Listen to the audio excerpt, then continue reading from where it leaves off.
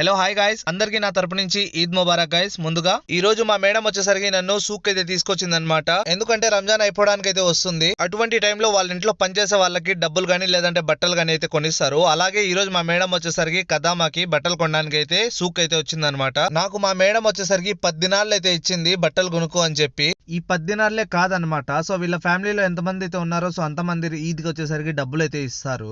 దానికి సంబంధించిన వీడియో వచ్చేసరికి రేపు మార్నింగ్ అయితే అప్లోడ్ చేస్తాను గైస్. ఈ 10 దినాలతో నేనైతే ఇక్కడ అసలు బట్టలు అయితే కొనను. ఎందుకంటే నా దగ్గర అయితే ఆల్రెడీ కొత్త బట్టలు అయితే ఉన్నాయి. ఇండియా నుంచి నేనైతే తెచ్చుకున్నాను. ఆ బట్టలే వేసుకొని రేపు మార్నింగ్ వచ్చేసరికి ఈద్ అయితే చేసుకుంటాను. సూకే ఎందుకు తీసుకొచ్చింది అంటే సూక్ లో వచ్చేసరికి చాలా తక్కువ ప్రైజెస్ కి బట్టలు అయితే దొరుకుతాయి అనమాట.